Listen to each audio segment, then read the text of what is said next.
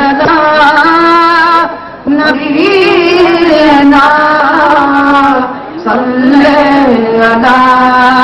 मुहम्मद सलात मुझे पाइए देवा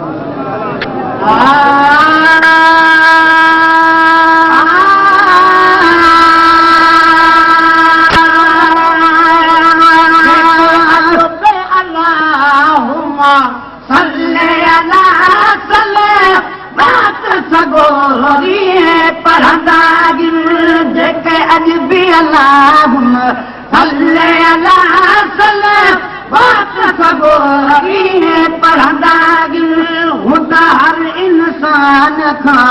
आसूदा आए ओखिय में बिना अरदागी हर इंसान खां आसूदा आए ओखिय में बिना अरदागी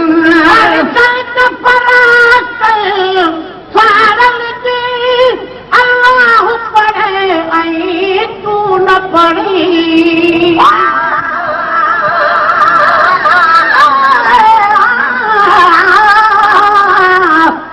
तेरी जात सफात है पाकन पाक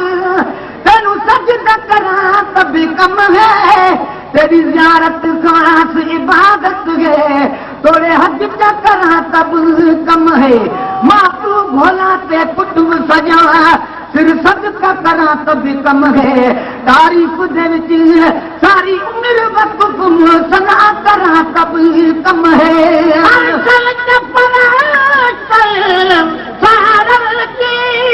अल्लाह पढ़े ऐं तू न पढ़ी अर्शन ते फरिश्तन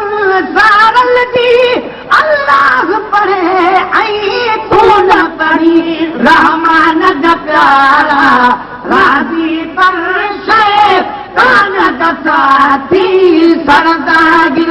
रहमान जा प्यारा राज़ी पर शैतान जा साथी सरदागिर जेके हज बि अल्लाहुम सल्ले अला सल वत सगोरी पढ़ंदागिर करे कि अची मिठो माखी बि पजे मानारे थे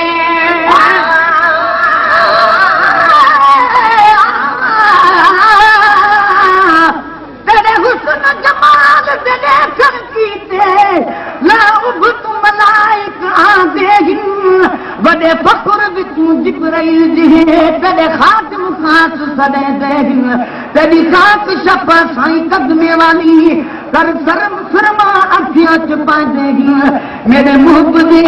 दर्शन कीते मोसन लख आदे ते लख जादे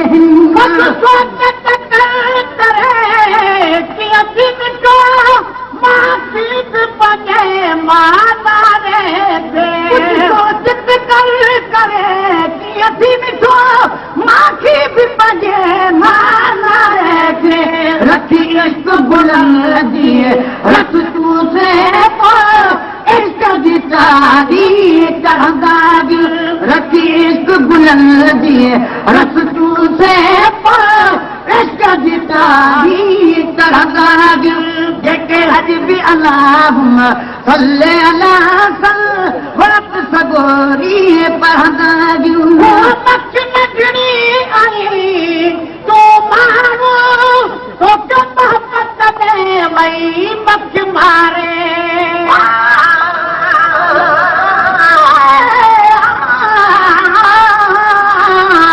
हर्फ कुरान दे सब तने मैं कुमी मुजराना दिसदागी दे कदमा की देश के अर्श भरी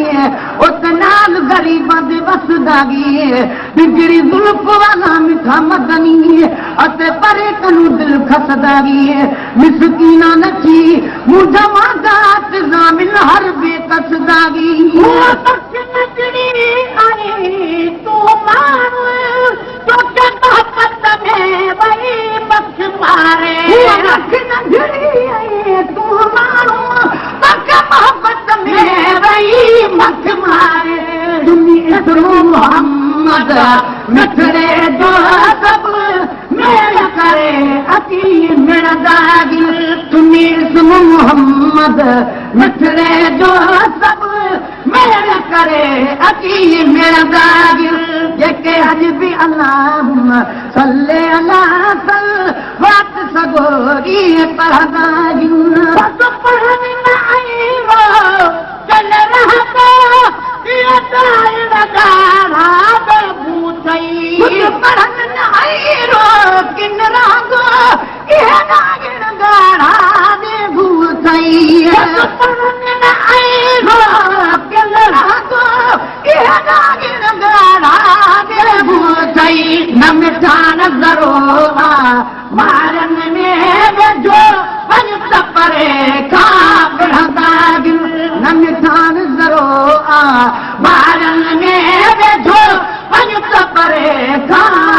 दागिल जेके अज भी अल्लाहुम्मा सल्ले अला